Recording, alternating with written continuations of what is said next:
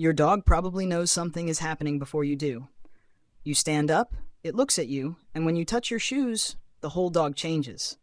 Then you pick up the leash.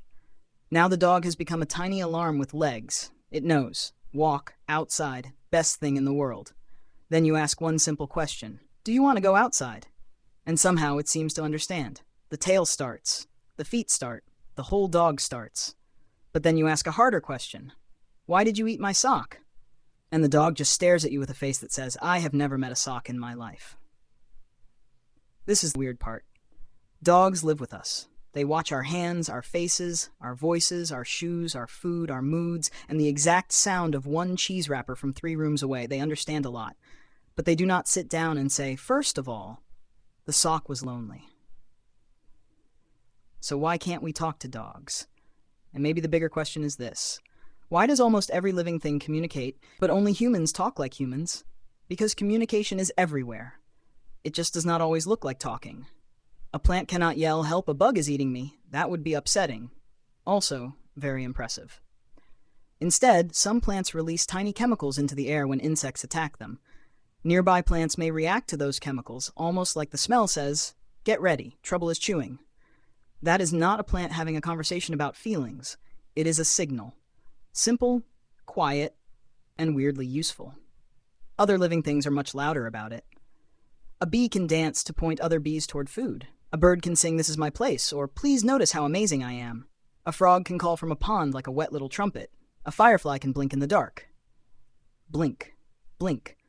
Please choose me. The world is full of messages. Food is here, danger is there, come closer, stay away. I am strong, I am scared. Please choose me. That last one explains a surprising amount of nature. Then the messages get stranger. Bats send out sounds and listen for the echoes, building a map of the world in the dark. Dolphins use clicks and whistles in a busy underwater sound world. Some snakes can sense heat. Some birds and insects see colors we cannot see. Dogs smell information we barely know exists. To a dog, a tree is not just a tree. It is a public message board. Other dogs walked here, one was nervous, one ate something interesting, and someone important peed on the news. You see bark. Your dog reads the newspaper. So animals are not silent. They're just using different channels. Humans use words. Dogs use smell, movement, sound, eyes, ears, tails, and the dramatic art of standing next to an empty bowl. That is communication. But it is not the same as human language. Here is the difference. A signal usually points to something simple. Food, danger, come here, move, mine. No, human language can do that too. But then it keeps going. Humans can say, there was food here yesterday, but tomorrow we should hide it because Dad will eat the last cookie and pretend he did not. That is not just a signal. That is a tiny movie made of words. We can talk about things that are not here. Yesterday, tomorrow, a place across the ocean, a dragon, a rule, a lie, a joke, and a sandwich named after a fancy man. Human language lets us build invisible things inside another person's head. That is the magic trick. You make mouth sounds, air wiggles, someone else suddenly imagines a purple elephant wearing a hat. No elephant was needed. Very efficient. Very suspicious. And humans do this with a small set of sounds. We turn sounds into words, words into sentences, and sentences into ideas that can keep growing. That is why language is like Lego. You do not need a new brick for every house. You use the same bricks in new ways. Dog bites sock. Already useful. But then the bricks can move. The dog bit the sock bit the dog. Very different. Probably a worse sock. That little change matters. Human language has rules for putting ideas together. Those rules let us say things nobody has ever said before. Like the moon is a cheese pancake for lonely astronauts. That sentence is ridiculous, but you understood it. Your brain built the picture. This is where dogs hit a wall. Dogs can learn signals. Many dogs understand words like sit, stay, walk, ball, outside, and the forbidden magic word, treat. Some studies show that dog brains can respond differently to meaningful words and to the tone of a human voice. Some rare dogs can even learn the names of many toys. That is amazing. It also makes the average sock crime more suspicious. But knowing words is not the same as building open-ended sentences. A dog may know ball, bring, and your happy voice. But it is not saying, I brought the wrong ball because the red one has emotional value. At least not with grammar. Dogs became experts at a different job. For thousands of years, the dogs that lived closest to humans were not writing poems. They were watching us. They learned our gestures. They learned our routines.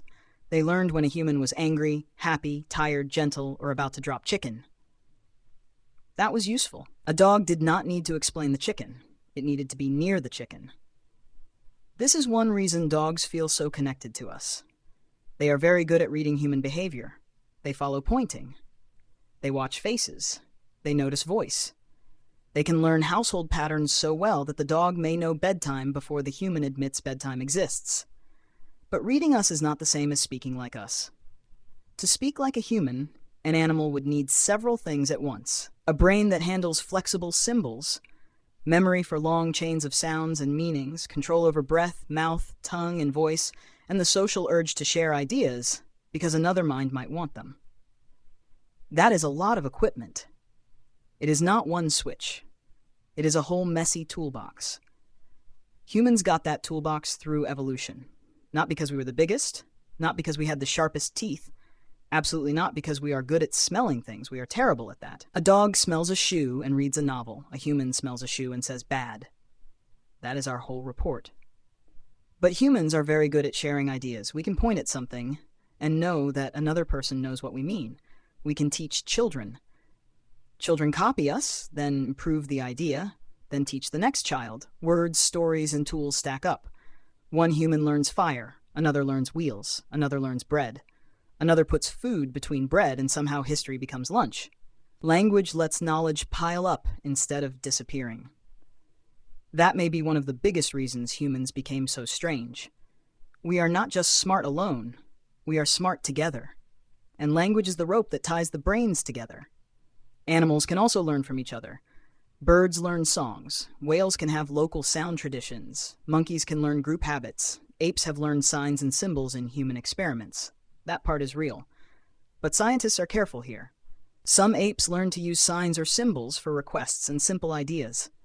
That does not mean they use language the same open-ended way a human child does. A child does not just memorize a few useful words. A child starts building strange little sentences. Doggy go park. No sleep. Mine cookie. Rude but powerful. The child is not only copying. The child is using rules. The sentence machine has turned on. With dogs, that machine does not turn on in the human way. And that is not a failure. A dog is not a broken person. A dog is a complete dog. Its world is built around smell, motion, closeness, food, safety, play, and pack-like social attention. It tells you things constantly. The ears go back, the tail lowers, the body gets stiff, the eyes soften, the paw touches your leg, the bark changes, and the dog sighs like it pays rent. Those are messages. We miss many of them because we are waiting for English. That is like standing in front of a radio and complaining that it is not a toaster. Wrong machine. So when people ask, why can't dogs talk? The answer is not, because they have nothing to say. They have plenty to say. I am scared, I am excited, I want to play, my stomach is upset, that person feels strange, please do not leave, I found a smell that changed my life. The problem is that their messages are not built from human-style words and grammar. Their bodies evolved for dog communication. Our brains evolved for human language. We overlap a little. That overlap is why a dog can learn walk, and why a human can learn that a tucked tail means something is wrong. But the overlap is not big enough for a normal conversation. Not yet. Maybe the future changes that. Not with a magic color that turns barking into perfect sentences. That would be fun. Also probably full of lies. Hello, human, I definitely did not eat the sock. More likely, future tools may read many dog signals at once. Sound, body position, tail movement, face, heart rate, maybe even smell or stress signals. An AI system might learn patterns and say, your dog seems anxious, or your dog may want to go outside, or something might hurt. That would not be the same as a dog giving a speech, but it could help us listen better. And maybe that is the real goal, not turning dogs into tiny humans. Dogs already did something better. They crossed the language gap without words. They learned our routines. They watched our faces. They followed us into houses, cars, parks, beds, kitchens, and every room where food might fall. They cannot explain love with a sentence, but they can wait by the door. They can press their head into your hand. They can look at you like you are the whole weather. So maybe the strangest thing is not that dogs cannot talk. The strangest thing is how much they already tell us.